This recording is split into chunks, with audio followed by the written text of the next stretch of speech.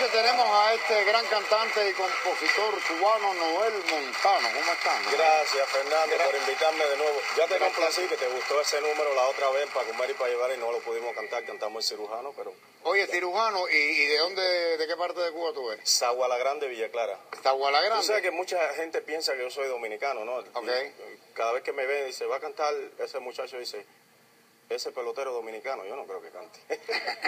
¿Y por qué te dices pelotero dominicano? Debe ser por el color y el tamaño, ¿no? Ya, lo que pasa es que mientras más te acercas a la provincia de Oriente, más parecido es el acento a los dominicanos. Así es. Es decir, ¿no? ¿Qué dicen de un habanero cuando lo ven por allá por Villa Clara? Ya tú sabes. Que habla mal, que habla bien. Que es pesado y todas esas cosas. No es pesado, no puede decir eso, que hay mucha gente habanero viendo. Sí, y entonces, sobre todo aquí, todo el mundo es de La Habana. Sí. Todo el mundo es de La Habana. Pero yo no soy de La Habana, soy de Marianao. Los marianenses decimos que somos de otra parte y no de La Habana. Claro, hay un orgullo por Marianao. ¿Es verdad o mentira? Oye, y la canción que cantaste al principio es tuya y esta que vas a cantar ahora, dedicada a Cuba también, ¿no? Dedicada a Cuba. ¿Cuántas canciones tienes? ¿Escrita? Sí. Estoy en las 3:30 por ahí. Ajá, ¿y grabada?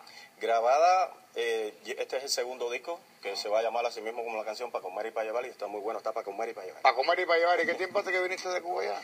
Va a ser ya 16 años. 16 años. ¿Y dónde te vas a estar presentando en estos días para que la gente Voy a te pueda estar ver? en el VIP Wine Club, que está en el Doral, la 25 y la 78. Y en septiembre, el 10, voy a estar con la Sonora Ponceña en Las Vegas y en San Francisco. Vaya, bueno. Ahora, ¿cómo se llama el número que compusiste y que vas a cantar? De allí yo vengo. Gracias, mi hermano.